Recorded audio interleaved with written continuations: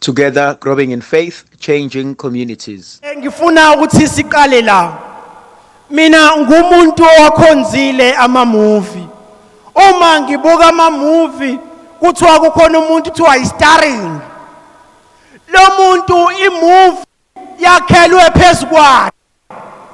Uma movie yakhelwe phezu kwakhe, uma esefile noma washona, indaba iyaphela. Imovie iyaphela, ayanyuka amagama, kodwa hayi kuNkulunkulu.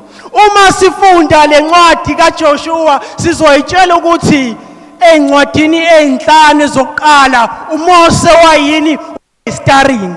Uma sefile uMose starring, amagama enzani ayakhuphuka, iyaphela indaba, kodwa siyakhohlwa uNkulunkulu uyena umbhali wescript. Isikhathi esiningi ngokufa ko-starring sekuphelile ngemovie. Abantu bathi usefile uMose, i-starring sethu sesifile. Owadabula ulwandle olubomvu walivula phakathi.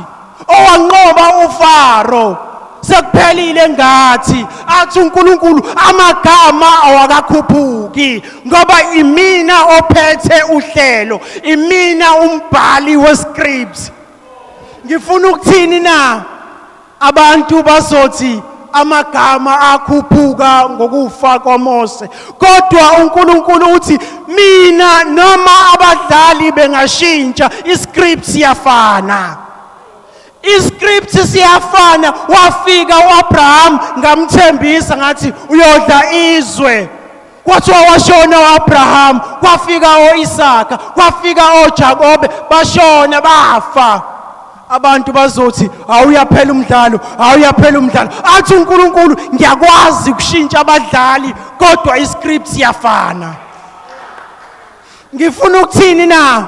Sifike kwiplan kaNkulunkulu esitshela ukuthi iphezulu komuntu oyedwa. Kukhona abantu ngokufika kweCovid, kukhona imizi kudlule abazali bobabili. Wake wezwapha ukuthi kungcwatshwa umama nobaba uyangcwatshwa. Athi amasonto elandelana bayafa abantu emndenini. Kukhona izingane ezisele budengwane bahambile abazali sekuphelile ngami. Athi uNkulunkulu amagama awakakhuphuki, ngishintsha abadlali.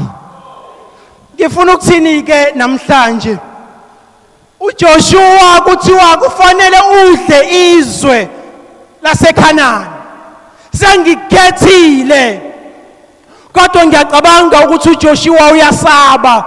Uthi uJoshua ngizongena kanjani ezicathulweni zikaMose indoda engaka? Ngizongena kanjani? Ngizobakhipha, ngiyabazi labantu banenkani. Bahlula uMose, pho mina ngiyini?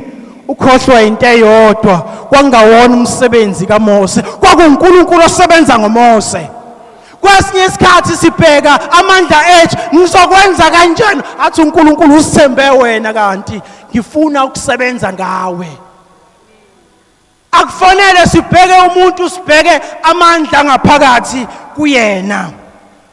Manje ke indaba iyaqhubeka. Ngithi mina kukhona izinto, kukhona izithembiso. Khumbula ukuthi uNkulunkulu wathembisa uAbraham izwe. Akathembisanga uJoshua, wathembisa uAbraham.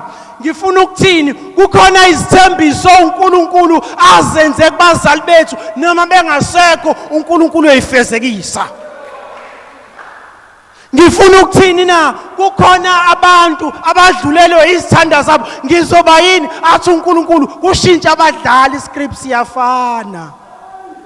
Wena landela imiyalo yami, izwe elakho. Akusho ukuthi uma kushintsha umuntu ozokhola kushintshe neplan kaNkulunkulu. Manje ke sihlobo zami, kukhona abantu akufanele balwe bakhipha uJoshua bangaphakathi. Kukhona abantu afanele balwe bathi wandile Cagwe, awuyilweli wena, ulwela umndeni wakini. Kukhona abantu esibathwele ekufanele sibathathe siyobangenisa eKhanani noma bengasekho. uIsaiah 49 iverse elika 16 liqala ku15 liya ku16. Uthe uNkulunkulu kuJoshua ngeke ngikukhohlwe, ngeke ngikulibale, nginawe nalapho unyathela khona ngizobe ngikhona.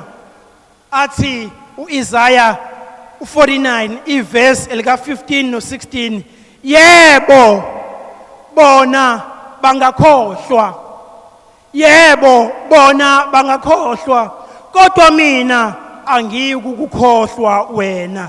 Bheka ngikulobile entendeni yesandla sami. Athi umbhali wescript owabhala iscript esesilaste iminyaka ngeminyaka, athi kukhona iscript esinye engisibhalile, igama lakho lisentendeni yesandla sami, ngeke ngikukhohlwe. Joshua ngeke ngikukhohlwe, njengoba nganginoMose ngizoba nawe.